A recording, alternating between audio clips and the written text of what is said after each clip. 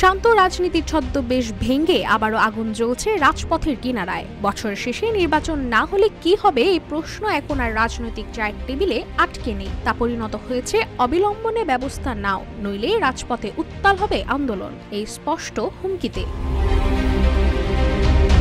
ডিসেম্বরের মধ্যে জাতীয় সংসদ নির্বাচন চেয়ে বাংলাদেশ জাতীয়তাবাদী দল বিএনপি এবার একক নয়, বরং বড় প্ল্যাটফর্ম গঠনের পথে হাঁটছে। বাম ডান ধর্মভিত্তিক বিভিন্ন মতাদর্শের দলগুলোকে এক ছাতার নিচে আনার মিশনে নেমেছে বিএনপি। হেফাজতে ইসলামের সঙ্গে আলোচনায় মিল, এবার টার্গেট আরো বড়, রাজনৈতিক ঐক্যমতের ঝড় তুলে সরকারের বিরুদ্ধে ব্যালটের দাবিতে রাজপথে ঝাঁপানো।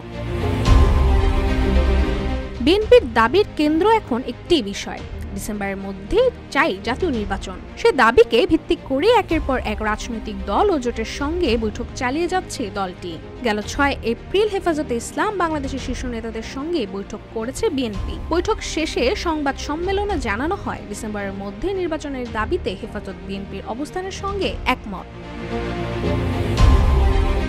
তবে দলের নীতি নির্ধারকদের মতে যদি অধিকাংশ রাজনৈতিক দল ডিসেম্বর নির্বাচনের বিষয়ে একমত হতে পারে, তাহলে এই দাবি বাস্তবায়ন আরো বাস্তবসম্মত হয়ে উঠবে। এই প্রসঙ্গে বিএনপির একজন জ্যেষ্ঠ নেতা বলেন, ঈদের আগে আমরা এককভাবে মাঠে ছিলাম, এবার ভাবছি দ্বিতীয় পর্যায়ে কর্মসূচিতেই যুগপত্র আন্দোলনের পথে যাব, এতে সরকারের উপর বাড়তি চাপ সৃষ্টি হবে।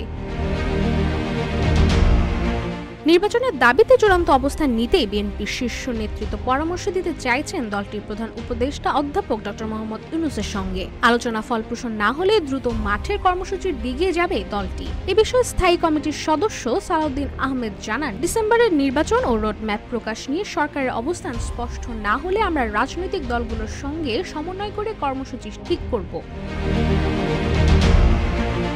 অন্যদিকে স্থায়ী কমিটির আরেক সদস্য গয়েশ্বর চন্দ্র রায় বলেন, সুষ্ঠু নির্বাচনের দাবিতে 17 বছর ধরে আমরা লড়াই করছি, বহু নেতাকর্মী জীবন দিয়েছে, নির্যাতিত হয়েছেন। বিএনপি এবার পরিকল্পনা করছে বিভাগীয় পর্যায়ে বৃহৎ সমাবেশে। ইতোমধ্যে ঈদের আগে জেলা ভিত্তিক সমাবেশগুলো সফল হয় দলটি আত্মবিশ্বাসী। রোডম্যাপ প্রকাশ না হলে হয়তো ঈদের পরই আমরা দেখতে পারি একাধিক জেলায় একযোগে মেগা সমাবেশ, যার মধ্য দিয়ে আন্দোলন পাবে নতুন গতি।